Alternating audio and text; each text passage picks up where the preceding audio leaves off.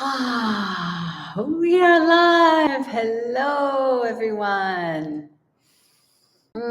Happy new moon. Happy New Year. Can you feel the release of energy that we have right now?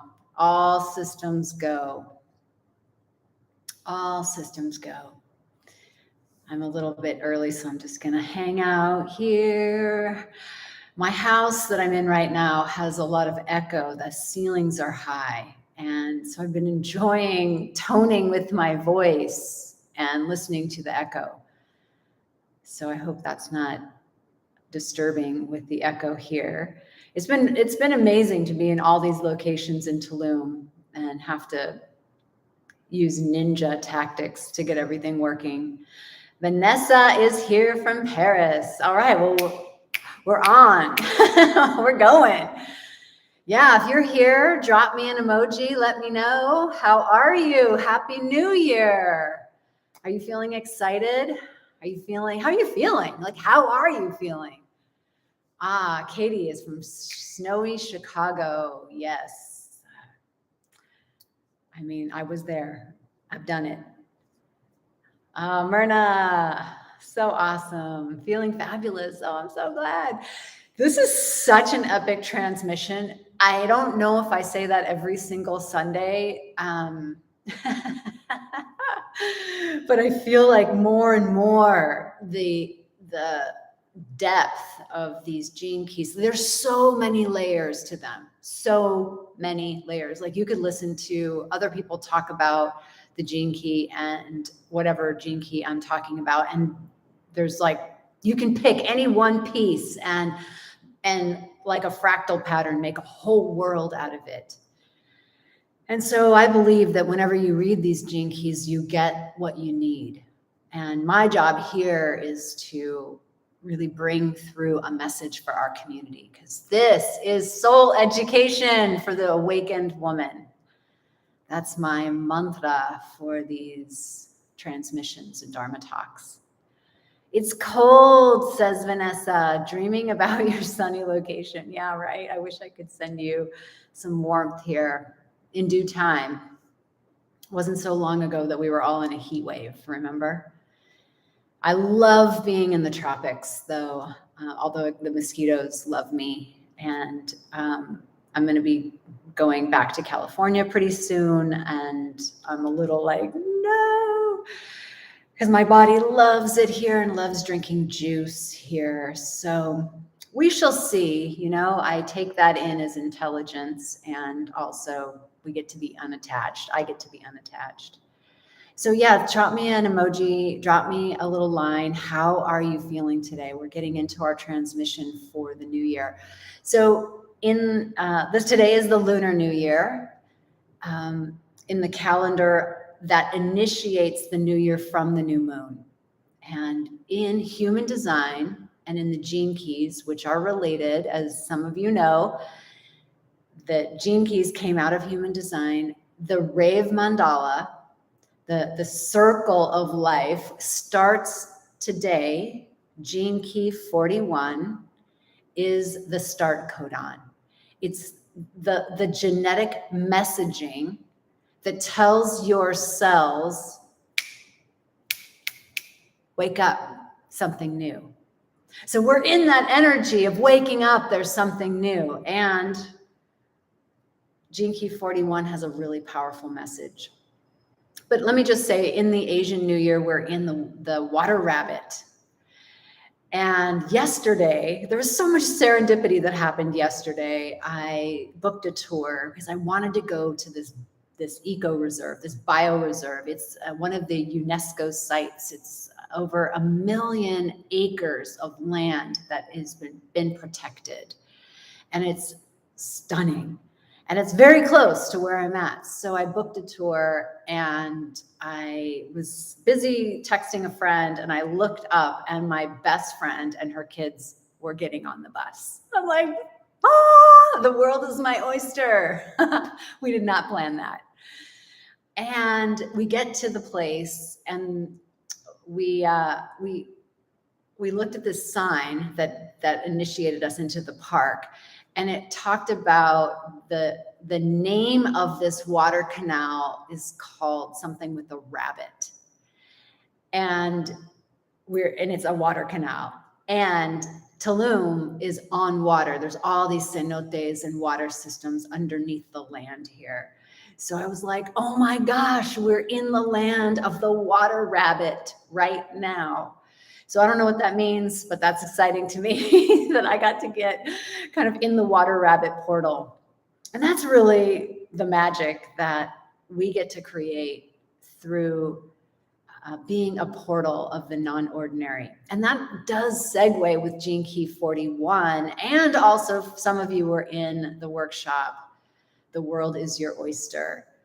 Oh my goddess. So this is going to come through in this teaching as well, because it's all interweaving, it's interwoven, it's weaving itself right now. Oh, Barilla's here. Really lovely to see you, or see your name pop up. Someday I will be able to see you. Wouldn't that be cool? I think that's going to happen.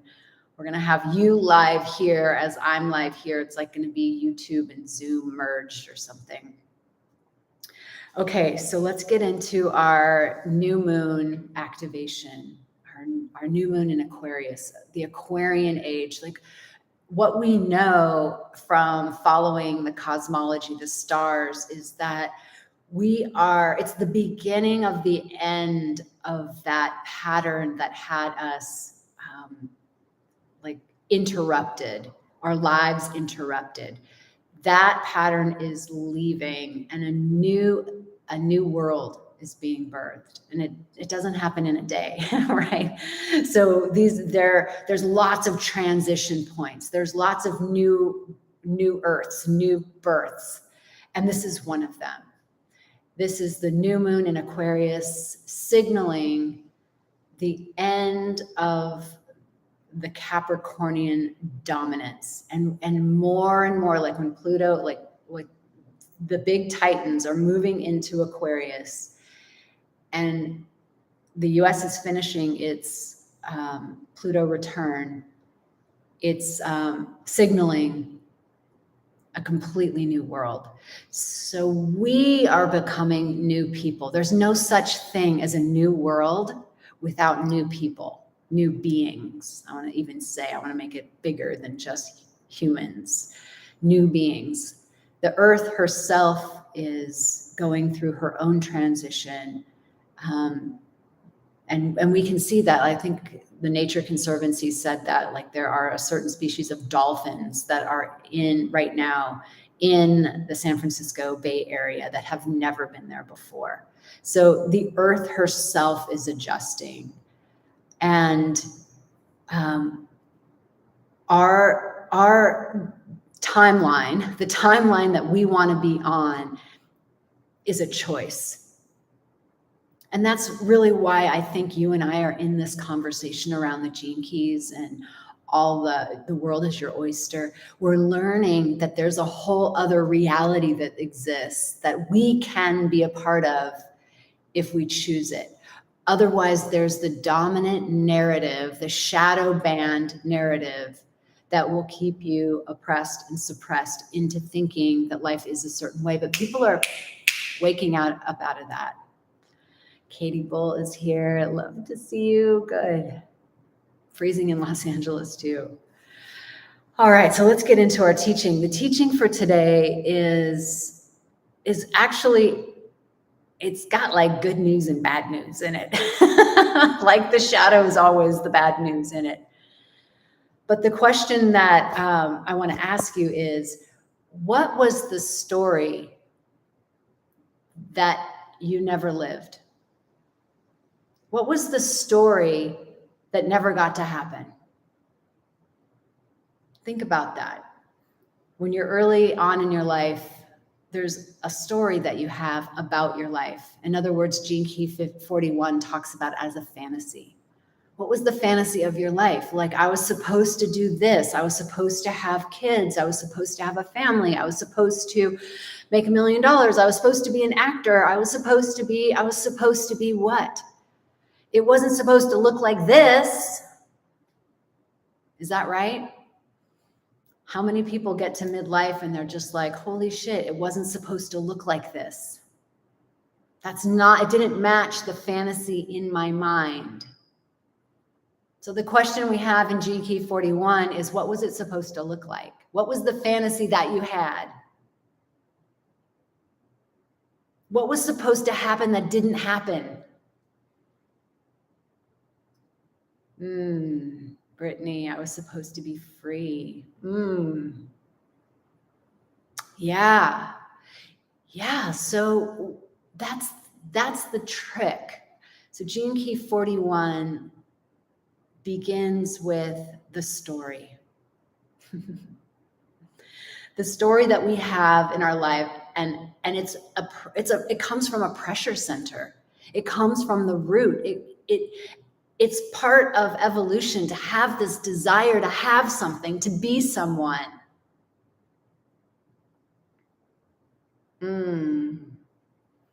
Katie says, I was supposed to return to a powerful career. Yeah, like I was supposed to be an actress or a professor. I love that. Yeah, I was supposed to have kids, right? And have a white picket fence and have that thing. I was supposed to have that. So the fantasy frequency happens on multiple levels, right? It happens right here and right now, and we're all subject to it, where we're running fantasies about things that we haven't yet done and we haven't yet taken action on. So there's that piece. And that's very practical, very mundane, and that's just true. And then there's the whole bigger piece of our lives where we wake up and we're not living the life that we thought we were living. And then that we call that wrong. Something is wrong with that life. And I love Gene Key 41 because it comes from the root center, that pressure center at the root, and it's connected to 30 in human design, and it forms this channel of emotional recognition. I do not have this channel, but I do have a defined root, so I can feel that pressure, and that pressure likes to make goals. It likes to make shit happen. It doesn't like to just fantasize, because I spent a lot of time as a Pisces moon kid fantasizing in my younger years. And now I like to just make shit happen. And that's another part of that shadow band too, right? To get on that habit trail wheel where you're just doing because you have a vision and no one's going to mess with that vision. And everything that we say on these Gene Key transmissions are the equal and opposite is also true, because I will talk in some Gene Keys, we'll talk about you need to freaking plan. And this Gene Key is like the mental exercise that we go through with planning. We do all this planning. And so going back to 4130, that channel that links the root with the solar plexus, the emotions, is the channel of recognition of feelings. And I don't have that, but I have a very close friend who does have that. And I swear his whole life typifies this teaching. And he's an incredible human, so wise and adept in the world of the emotions, and also an evolutionary. And that's what 41, when you cycle through your story, you become an evolutionary. And I love that. So let's hold that as the possibility. So 41 at the lower level, like this person wants to experience everything. It's got tons of desires and it wants it all. And this person did indeed do that. In his younger life, cycled through so many relationships and so many women. And it's almost like Groundhog Day, constantly over and over, repeating the same thing. And that's what 41 does. It starts to it gives you your desires. You keep having them and they're hooks because they never do the thing that you thought they were going to do. You have the desire because you thought you were going to get something out of that desire, but you're not going to get anything out of it. So you keep desiring it more and more and more. And this person just lived like he was. It's funny because Gene Key 41 is related to sex and food. And he was a chef and had a lot of sex. He was a DACA, Really, he turned sex into an art, into a tantric practice to awaken women. He was really good at it. And so 41 goes into the depths of that particularity, like feeding ourselves, desiring more, taking it in. It's like a lot of Enneagram 7, right? And planning our lives around getting all of that stuff. And the teaching of this Gene Key is that that's totally perfect. Like, go for it, do it. Because at some point in your Groundhog Day, what's going to happen? You're going to wake up. Because the thing about life is that all of those dreams will get destroyed. I'm going to say that again because it's like a deep, heavy teaching. That's like the bad news, good news part of this 41. I feel it as good news because I'm on the other side of it. And there's a reckoning that happens in midlife where, in my experience, I noticed that I had to reconcile that my life did not look anything like I thought it was going to look, and it wasn't going to look that way. There was no more time for it to look that way. So once that death occurs, and it is a death, it's the loss of all of that, then what Gene Key 41 says, then the real story happens.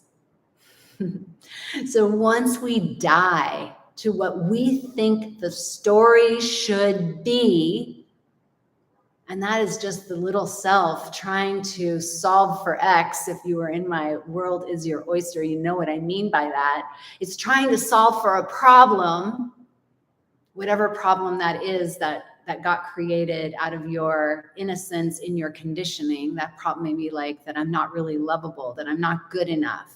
One of the core wounds. It's trying to solve for X. And so it wants all these things and it makes up a plan to get those things. And then you spin your life.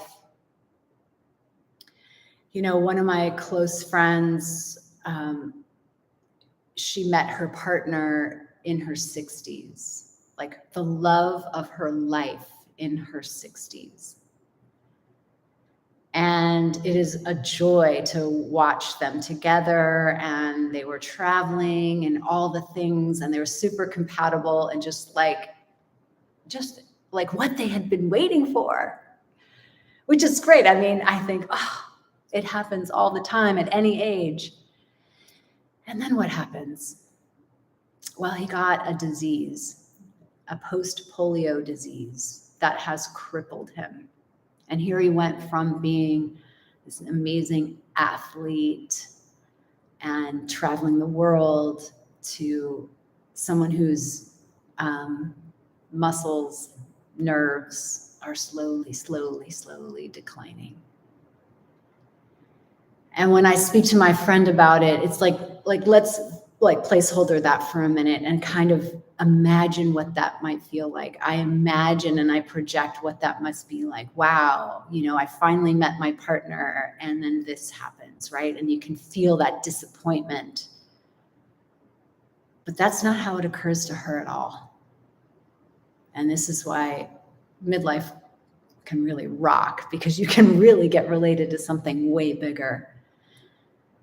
When we have the fantasy of our partner or of that life, and insert whatever it was, insert the career, insert the children, insert the recognition, insert the fame, insert whatever you want to insert there. But when it doesn't work out, or when you do get it, but it isn't exactly what you thought it would be, there's disappointment. And so when I speak to my friend about what's happening with her partner, there's just love there. There's just love. There's not even an anxiety. I didn't feel in her speaking an anxiety about, we only have so much time left. We have to do all these things. No, there's a quality of beingness.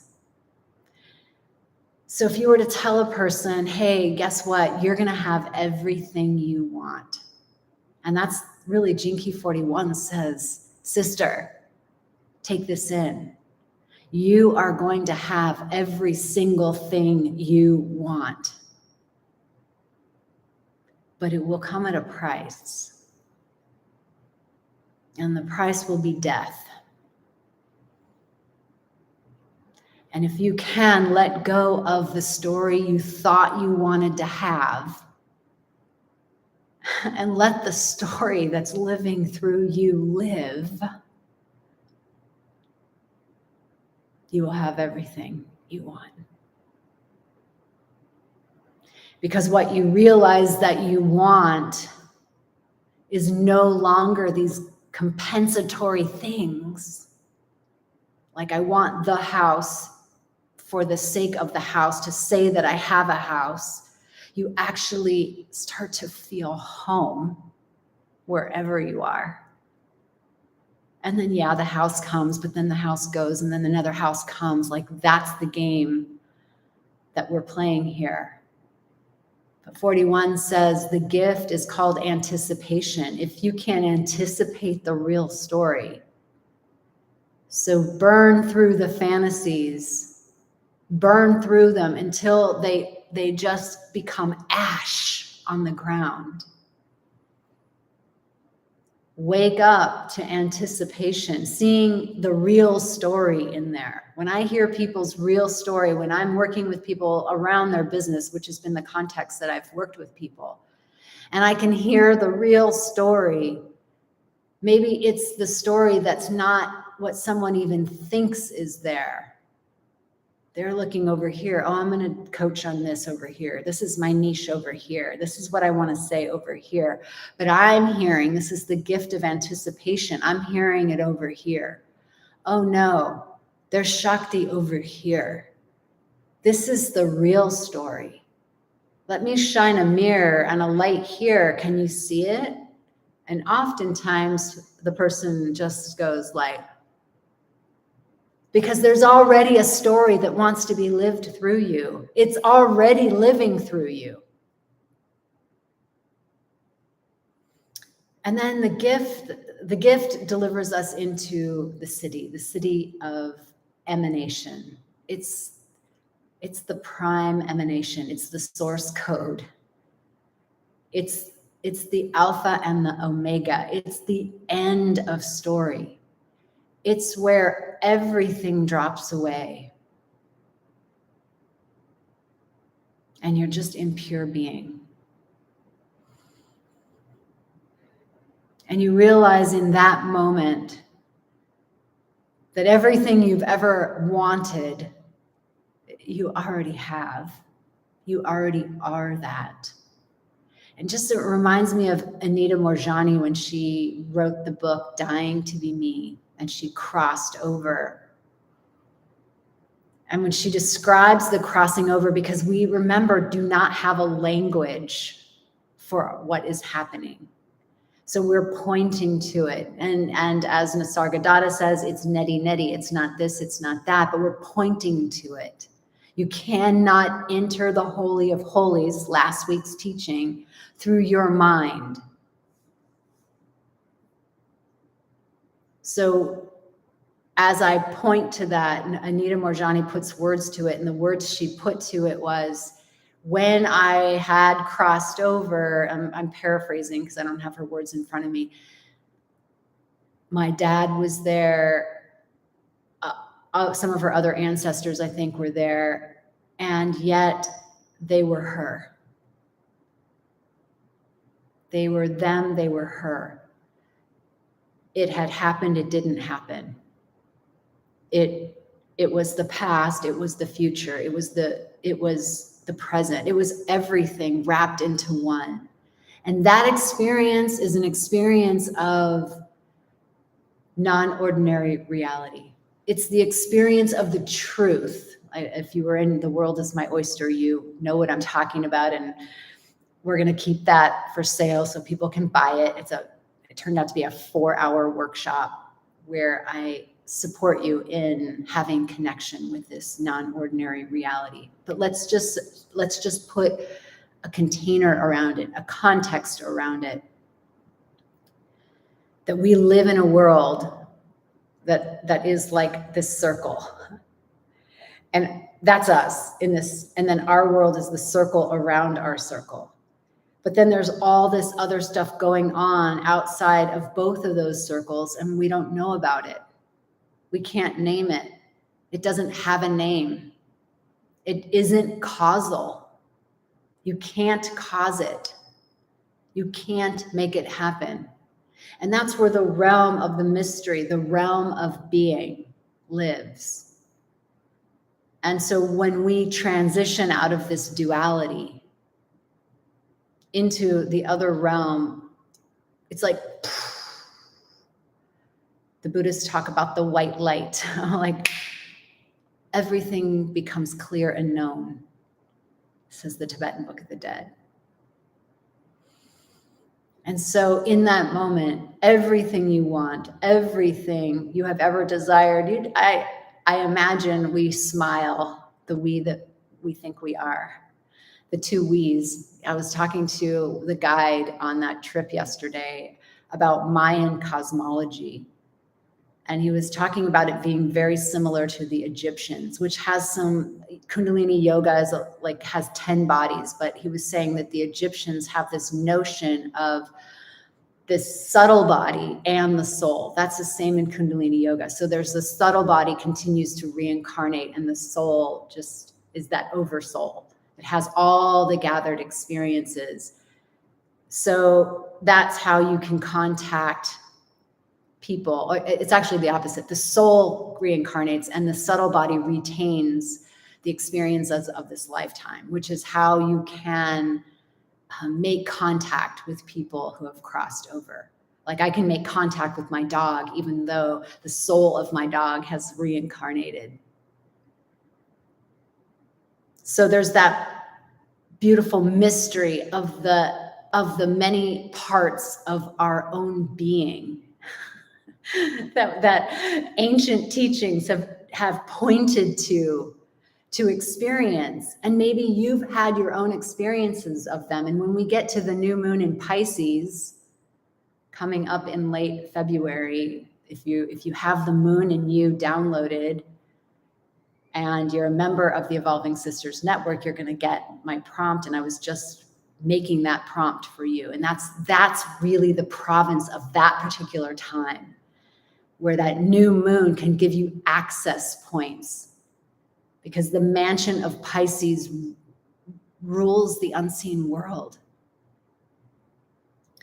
So back to Gene Key 41 and emanation, we go back to the source. We come back to oneness.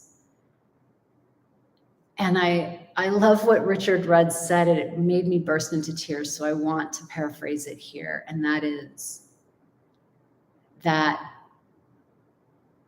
when let me just see how to do that. Because when we're the dreamer having a dream.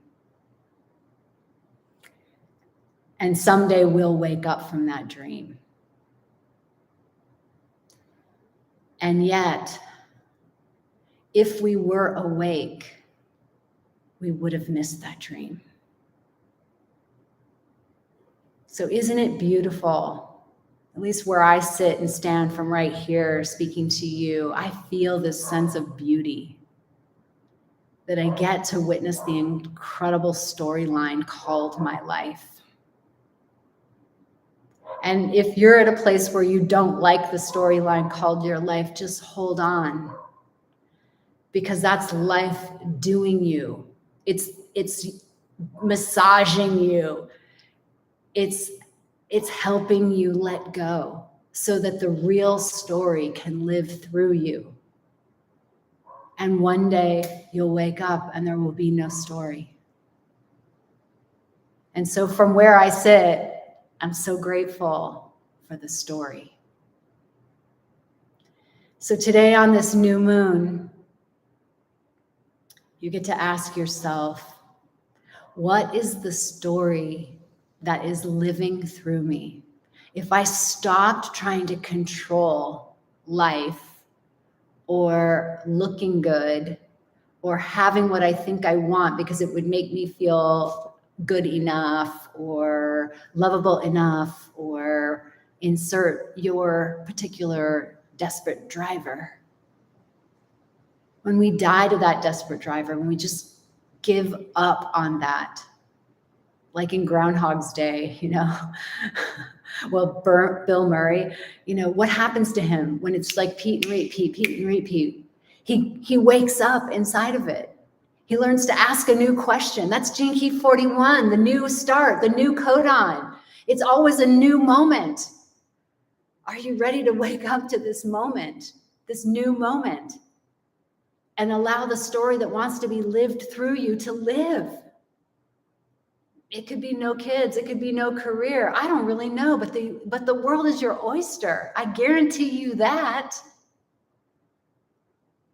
So with an open hand, if we live with an open hand, then the story that wants to be told gets to be told. And for what reason? No reason. No reason. No story to make up about the story. Just that this is what's happening here.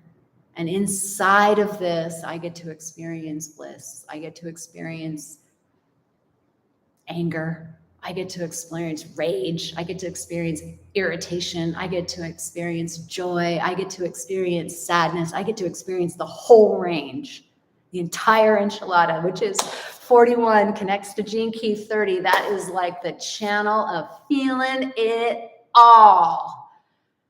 And my friend who has that has suffered a lot. How many know what I'm talking about? The emotional plane, the newest awareness center that leads to emotional authority for over 50% of people. It is like a ride, isn't it? I witnessed that in this friend of mine. Just go to the depths and swim around in there. And I'm thinking, oh my God, are you going to be okay? Yes, he's okay. He's like a cave diver experiencing life, the terrain of life, like all the flavors. And it's going to be through him, because 41 is the morphogenetic field. It's through 41 and the leadership that these people provide that new emotions will actually come through. Richard Rudd said that, like, there will be emotions that go away. Like, we will not have, like, maybe you can imagine, like, the alphabet. We just have no more use for the letter A. It's just done. We don't have any more use for the letter A. That will be some emotions. And then we'll have new emotions. And it will come through Gene Key 41 because they have been splunking, cave diving in the emotional terrain as a form of evolutionary service to show us what's possible when we're willing to feel. Oh, I love these comments. Thank you. Barilla, I was supposed to be a wildlife photographer. Yes. I think me too, somewhere in there that resonates. You need to do and plan to prove your worth. Yeah. Or to have, like, for me, it shows up as like, I want to have something. I want to have a particular thing. And I'm not saying don't plan, because everything is in a equal and opposite is true. Like there are gene keys where we've talked about, you've got to plan. What's your plan? But when planning becomes the way in which is the mechanism to get what you want to get, so that it assuages that core wound, it's not going to work, is it? Allow the story that wants to be told through you to live through you. Yes. Allowing life to play its music through me. I am the flute through which all of life makes beautiful music. Oh, that is beautiful. And on that note, thank you for being the symphony in our beautiful orchestra. and playing the music that you play, because if there is no listener, there's no speaking, there's no hearing, there's no morphogenetic field that takes the information into consciousness and evolves ourselves. So here we are at the new moon. Today's a beautiful day to continue to make your intentions for the year. That was what the World is Your Oyster was about. What is the way? What are some right brain ways, some non-ordinary reality, non-causal, non-logical ways that we can anchor in a frequency of what we would be willing to commit to? Not as a way of making it happen no matter what, but as a way of being devoted. To me, like commitment, the other word can be devotion. Am I willing to be devoted to this thing that is appearing in my life?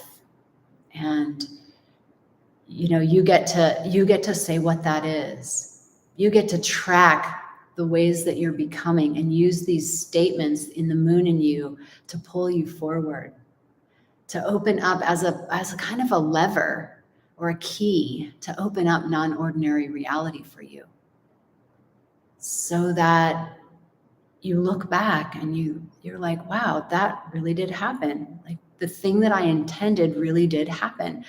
Like I said, The World is My Oyster was my new moon last year, and here I make a course on that, and it opens up a whole world for me and others.